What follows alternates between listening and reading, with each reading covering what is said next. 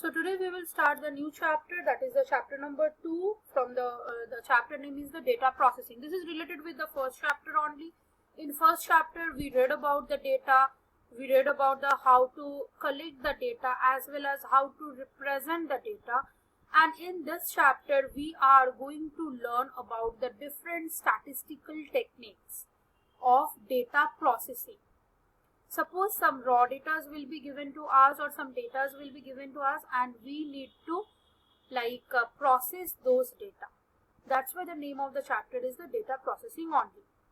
Now in this chapter we are going to do three basic things, that is the measures of the central tendency, measures of the dispersion, and as well as the measures of the relationship.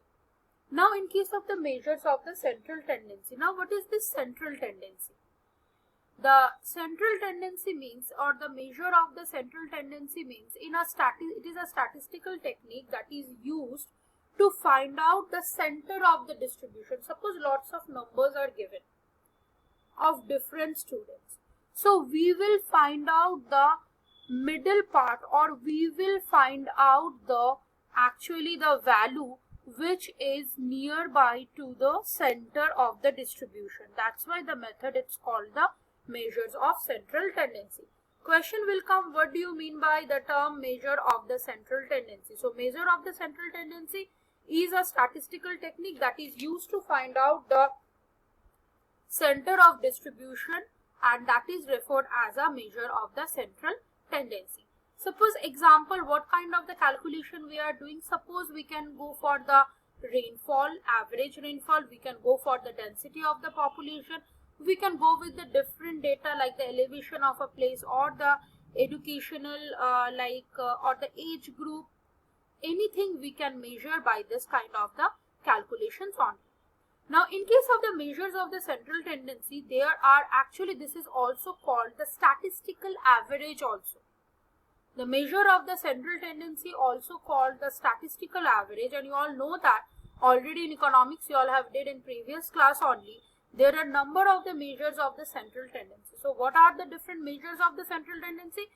We are having three methods of doing the central tendency, that is the mean, median, and the mode. So in this chapter basically we are going to do the calculation of the mean, median, and mode. From here you mark what do you mean by the term central tendency, what is the other name of the central tendency, that is the statistical average, and what are the different methods of doing central tendency, that is the mean, median, and mode.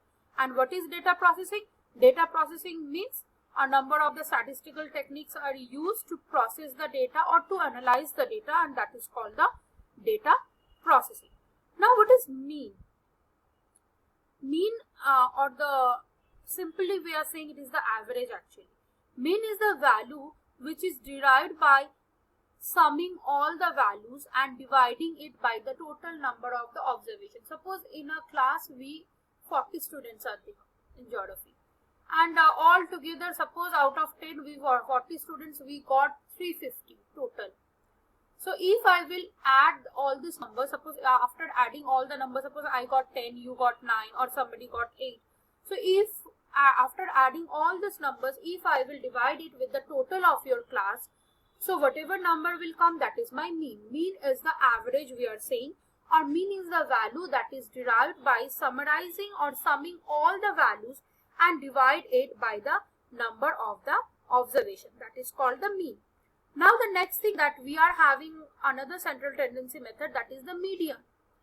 Median means this is also a way of calculating the middle point only, but the median is the value of the rank which divides the series or which divide the entire data into two groups or two equal numbers.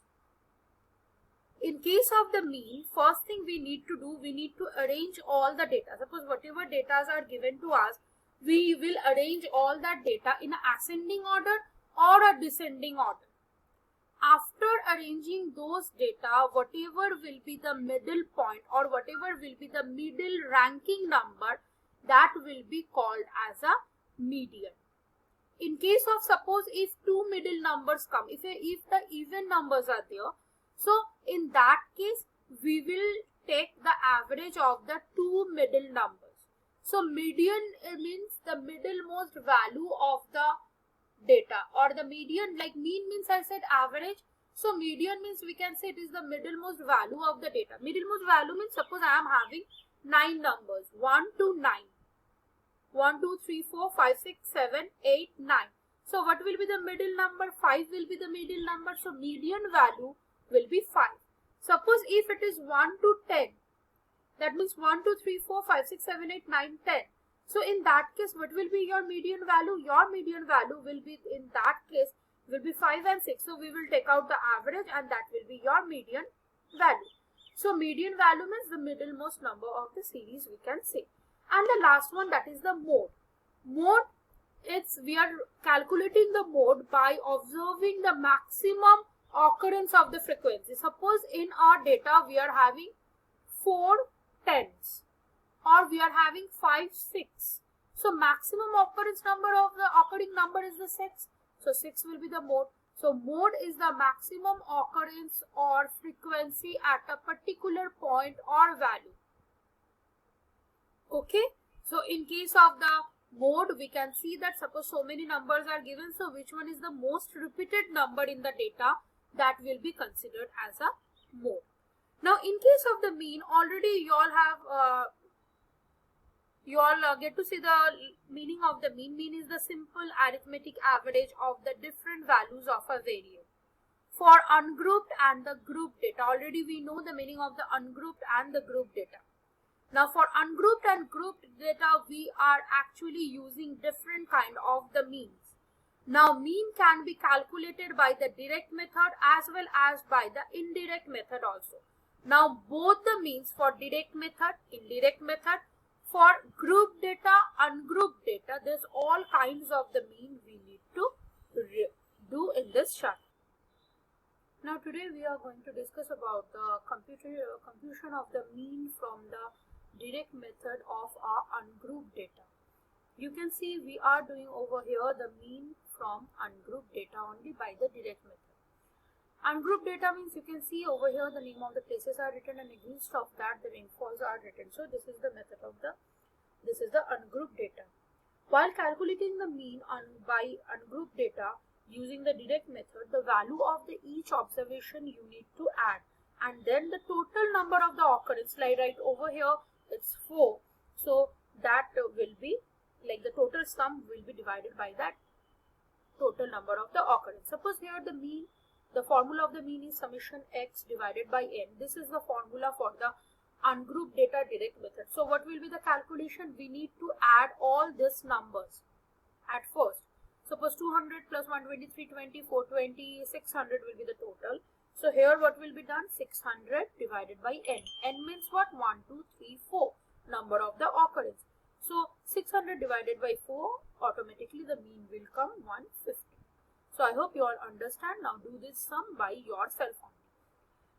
Here the meaning of the summation x equals to, that is the sum of all the measures, and the meaning of the n is the number of the measures.